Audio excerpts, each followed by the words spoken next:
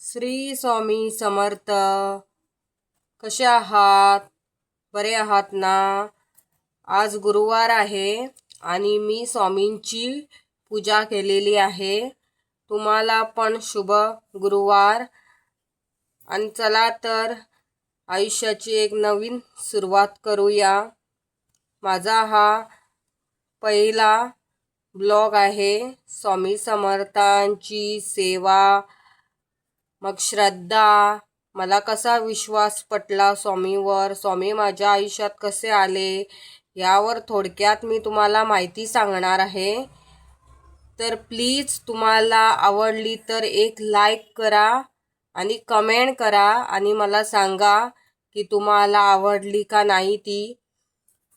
मी तुम्हाला आता हेच सांगणार आहे की आपण स्वामींची सेवा केली पाहिजे का नाही केली पाहिजे.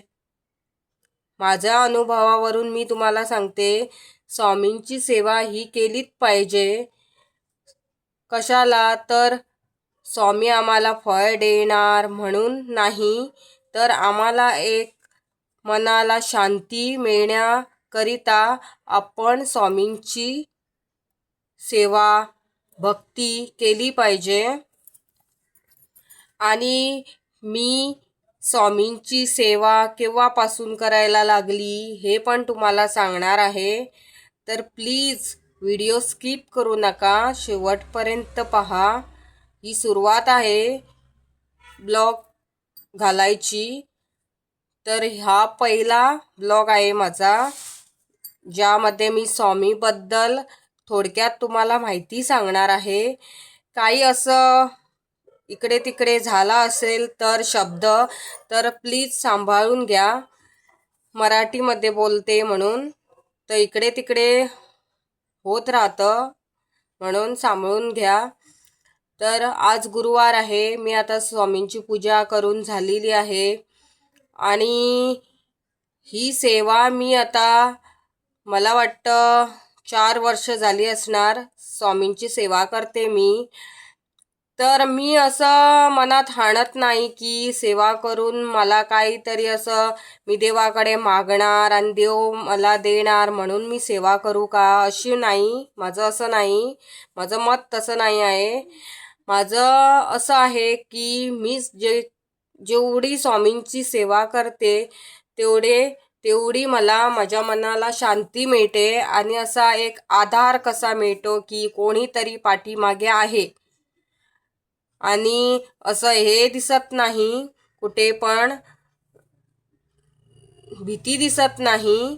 कशाला तर स्वामी बसलेले आहेत, ते सगळे पाहतात. तर एक असं मनामध्ये अशी एक ऊर्जा कशी येते की कोणतंही काम करायचं असलं तर मी पहिल्यांदा स्वामींचं नाव घेते, श्री स्वामी समर्थ, श्री स्वामी समर्थ. आणि त्यांचं एक वाक्य मला आठवण येतं, भिवू नकोस मी तुझ्या पाठीशी आहे. हे जेव्हा मला माझ्या मनात येतं तेव्हा मी भीतीत बाळगत नाही, भीतीच सोडून देते. आणि माझं असं स्वामीकडे काही मागणं नाही आहे. स्वामींना माहीत आहे मी त्यांच्याकडे काही मागत नाही. जे ते देतील मी ते खुशीने घेणार. असं मागून काही मिळत नाही असे स्वामी पण सांगतात. आणि आपण असं अनुभवलं पण आहे की आशा कोणाकडे ठेवू नये आणि कोणाकडे मागू नये. आता तुम्ही कोणाकडे मागलात तर ते तुम्हाला देणार नक्की. मग ते पाठीमागे ह्याला सांगतात त्याला सांगतात की तिला मी हे दिलं ते दिलं असं म्हणून लोकांना सवय असते की ह्याला त्याला बोलायची, मी दिलं म्हणून. तुम्ही स्वतः मेहनत करा आणि स्वतःच्या पायावर उभे राहा आणि स्वतः कमवा आणि स्वतः आपल्या कुटुंबाला पहा, त्यांचे पोट भरा. कोणापुढे हात पसरू नका, हेच स्वामी सांगतात नेहमी. कोणावर आशा ठेवू नका. या जगात माणसं आता एकमेकांची राहिली नाही आहे. फक्त आता देवावर विश्वास ठेवायचा आणि स्वामींचं नाव घ्यायचं, श्री स्वामी समर्थ, आणि तुमचं कामाला सुरुवात करायची. तर सांगायचं एवढंच आहे की स्वामींची सेवा करायची का? हो, करायलाच पाहिजे. 9 गुरुवार 11 गुरुवार असं काहीच करायचं नाही. जोपर्यंत आपण जिवंत आहोत तोपर्यंत स्वामींची सेवा करत राहा. कुठलंच असं आजार येणार नाही तुम्हाला, कुठलंच असं पैशांच्या बाबतीत हे होणार नाही, कमी होणार नाही.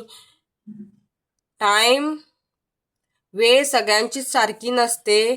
कोणाचे आज चांगली असते, उद्या दुःख असतं, त्याच्या दुसऱ्या दिवशी सुख असतं, असं चालूच असतं.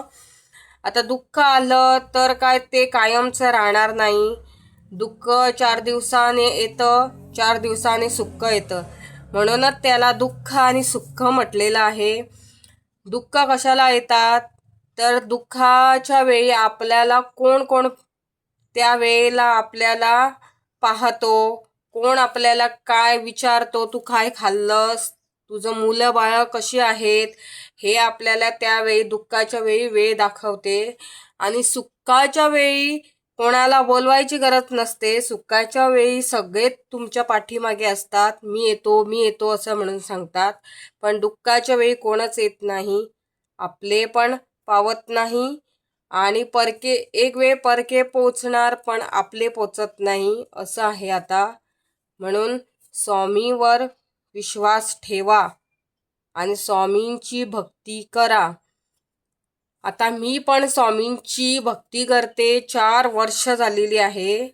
आणि खरं तुम्हाला सांगते, स्वामी आहे माझ्या पुढ्यात बसलेले. आता मी खोटं बोलणार नाही. तर स्वामी खरंच म्हणजे मी स्वामी मला माहीतच नव्हते, स्वामी आहे या जगात हे मला काहीच माहीत नव्हतं. ते अचानक माझ्या आयुष्यामध्ये आलेले आहेत स्वामी, खरंच सांगते.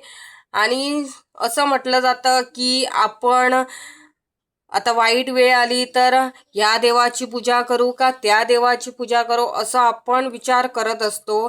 नाहीतर कोणी पण सांगतात की तुझं चांगलं होण्यासाठी हे कर ते कर, ही देवाचा उपवास कर, त्या देवाची पूजा कर, असं सांगतात. तेव्हाच आम्हाला देवाची आठवण येते.